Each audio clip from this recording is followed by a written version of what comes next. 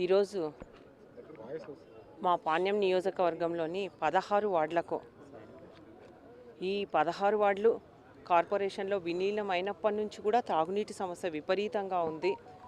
మాకు 2-3 రోజులకు ఒకసారి రావడము, అంతేకాకుండా 45 మినిట్స్ 1 అవర్ మించి కూడా నీళ్లు రాకపోవడం, చాలా ఇబ్బందులకు గురవుతూ ఉన్నాం. దీనికి అమృత్ 2 పథకం ద్వారా 137,50,00,000 శాంక్షన్ చేయడం జరిగింది.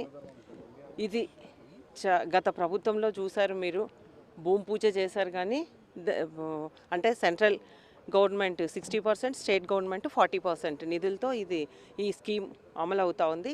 కానీ స్టేట్ గవర్నమెంట్ గత గొడ్డలిపాటి అధికారంలో ఉన్నప్పుడు వాళ్ళు నిధులు ఇవ్వకపోవడం వల్ల అలాగే గాలికి వదిలేయడం జరిగింది. మళ్ళీ కూటమి ప్రభుత్వం అధికారంలోకి వచ్చిన తర్వాత గౌరవ ముఖ్యమంత్రి నారా చంద్రబాబు నాయుడు గారి ఈ పథకాన్ని శాంక్షన్ చేయించడం, అలాగే మన మున్సిపల్ మినిస్టర్ నారాయణ గారు అయితేనేమి, దీనివల్ల ఇది ఒక రూపుదిద్దుకుంది.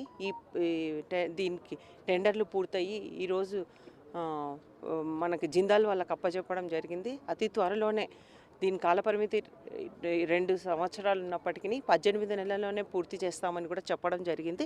మా 16 వార్డులకు తాగునీటి సమస్య అంటే మేము ఈరోజు ఏదైతే మనము జూలై 26లో ఉన్నామో, 28 జూలై కల్లా మళ్ళీ అన్ని వార్డులకు రోజు నీళ్ళు ఇచ్చేలాగా ఈ పథకం రూపుదిద్దుకుంటుంది. కాబట్టి మా 16 వార్డులకు సంబంధించి ప్రజలందరికీ తాగునీటి సమస్య తీరుతుంది. చాలా సంతోషము. మనం ఎప్పటి నుంచో ఎదురు చూస్తూ ఉన్నాం దీనికోసం.